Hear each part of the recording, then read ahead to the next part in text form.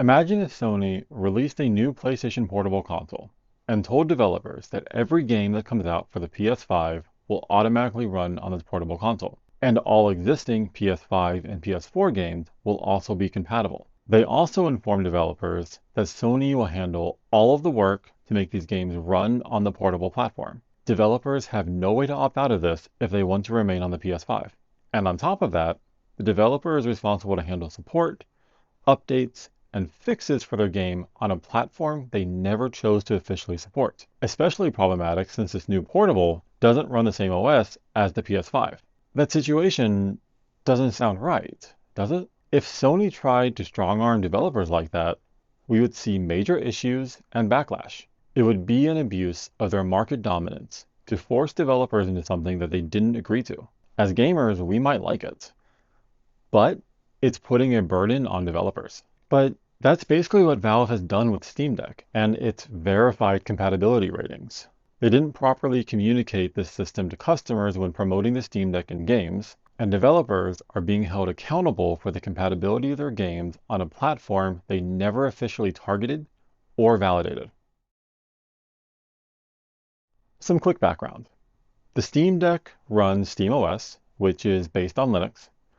It is able to run Windows games thanks to Proton.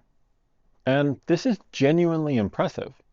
It's been great for giving Windows some competition in PC gaming, and even Apple has followed suit with something similar for Mac. Even though I have advocated to also consider Windows on the Steam Deck in the past, I still use SteamOS myself. And for a lot of people, it does what they need. But here's the problem. Valve did not properly set expectations about how this actually works, both when selling the Steam Deck, but critically, when you're making decisions to buy a game. The recent drama about Grand Theft Auto 5 really highlights this problem. If you're unaware, there was an update to GTA that made GTA Online incompatible with the Steam Deck thanks to the anti-cheat tool BattleEye. In their FAQ, Rockstar stated that GTA 5 and GTA Online are not officially supported on Steam Deck, and all technical support questions should be directed to Valve's Steam Deck support content and community. Grand Theft Auto is not the focus of this video. It's just the most recent problem. So before you comment it, I am well aware that they could get BattleEye working on the Steam Deck. That isn't the point. The game could have broken for any other reason, and we'd be in the same situation. Now, Rockstar's response is not what you would normally expect. Normally, you would go to the game developer support. So why tell us to go to Valve? Well, we have to recognize that we are running their game in a way they never intended. Steam Deck and SteamOS are not officially supported ways to play their game. So why do we expect them to be responsible? Here's what is really happening. We are running code that was compiled targeting Windows, running in a compatibility layer on Linux.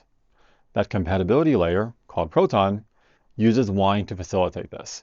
And if what I just said sounded like technobabble to you, that's kind of the problem. You shouldn't be expected to know what any of that means. But you should be informed of its implications for your games and your purchases. We are running these games in a way they had not been originally intended by the developers, in a way that is not officially supported by the developer, or ever even tested. They may not actively stop you, like Destiny 2, but they may never communicate support either. This is not an across-the-board rule, though. Many developers have advertised Steam Deck support, and some even went as far as to put in a Steam Deck performance preset. You could argue that all of the compatibility work is done by Proton, that in most cases the developer doesn't have to do anything for the games to run on the Steam Deck. And you would be right, but that just strengthens the argument that it's not the developer's responsibility when things go wrong. If a developer hasn't actively worked on making their game compatible with the Steam Deck, why should they be expected to provide support, fixes, or even maintain compatibility?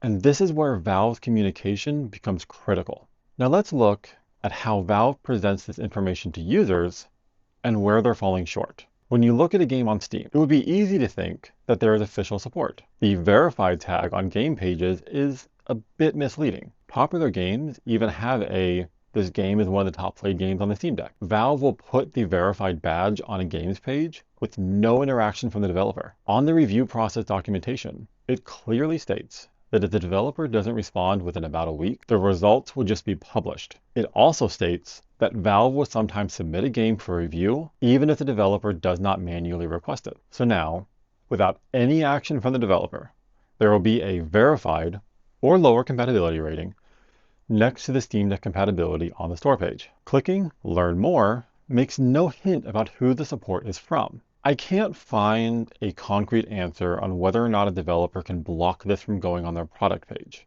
From everything I can find, it does not seem like they can. And because of the way that the store page is set up, you could buy a game with the expectation that just because it's working now, it will always work. And the problem is that's a fairly normal expectation. But Valve is not making it clear here that this section does not mean official support from the developer and that it could break in an update. So you're spending money based on information from Valve, not the developer. There needs to be a very clear disclaimer. Just because this is on the page, it does not imply support from the developer. And you can't even argue that Valve is properly informing you of this before purchasing a Steam Deck. Look at the main product page for the Steam Deck. The only hint that some games might not work is halfway down the page. And it's vague. What is there you could read as, maybe it doesn't work with a controller, smaller screen, or other issues related to the form factor. It doesn't mention why a game may not be compatible. And there's nothing in the FAQ on that page either. Neither of the links in this compatibility section give you any more information either. You can find a bit more information if you go down to learn more about the Steam Deck OLED, and then scroll down to learn more about Deck Verified. But you don't have to go to this page to add the Steam Deck to your cart and check out. But even this section is seriously lacking. Again, we're seeing the main focus here being the form factor. Even the video that is at the top of the page is talking about the form factor. With Steam Deck, we're bringing your Steam library to a new form factor, a portable gaming PC. Cramming a whole PC into this new shape leads to a lot of questions. A minute and 28 seconds into the video, there is a 3-second hint at SteamOS being the problem. As are games that Deck's operating system doesn't work with yet. A bit later, there's a brief reference to the Deck software improves for why compatibility could change. A game's rating can change over time as the developer releases updates or the Deck software improves. And just a quick reference, without any information about what that actually means. The rest of the video is about the form factor. It isn't until you scroll down that there's any reference to Proton, but it's still lacking any details that would mean anything to the average user. And trust me, I get that it is tricky to explain tech stuff to an average user. Most probably don't understand what a compatibility layer is. Probably couldn't tell you why some software runs on Windows but not Mac or Linux, other than it's a different OS. But Valve's gone too far in simplifying things. They could easily add an FAQ entry explaining the Steam Deck's compatibility relies on Valve software, and that a game running on Steam Deck doesn't mean the developer officially supports it. So we are in a situation where Valve is not properly educating users on what SteamOS and Proton is, and how that impacts game compatibility. We're also in a situation where people are making purchase decisions of games based on information that Valve has decided to include on a games page, with possibly no input from a developer. You could be doing this thinking that the game will always work, when there is no such guarantee unless the developer has explicitly communicated otherwise. But looking at that store page, there's almost no way to know if the developer has said anything or not. So when a game puts out an update that breaks support with the Steam Deck, we think the developer is responsible. But if they never promise support, it's really Valve. You should be able to get a refund in this situation, but who is responsible is complex. Rockstar is telling you to go to Valve for support, and according to some posts on Reddit, Valve is telling you to go to Rockstar. So what do we do about this? First, Valve needs to do a better job of communicating this to users. They need to clearly state Who's responsible for support when something goes wrong? Which, again, is Valve, unless the developer says otherwise.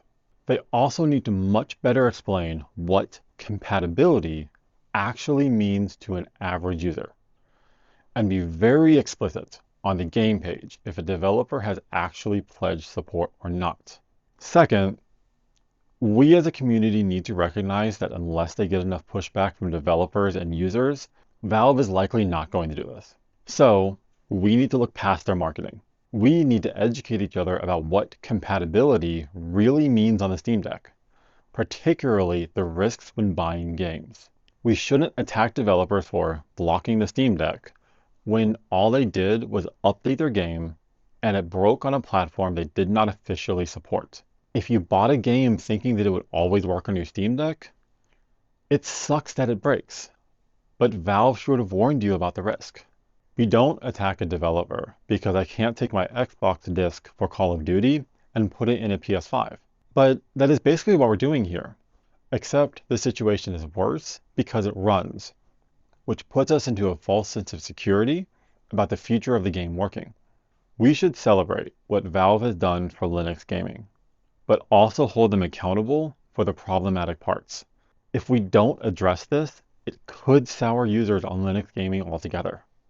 You can only lose access to games so many times before realizing something is fundamentally wrong. Now I'm curious, what do you think of this situation? If you disagree with me, why do you think that we should expect support on an unsupported platform from the developer? Let me know in the comments below. And if you found this video helpful, don't forget to like and subscribe. I'll see you next time.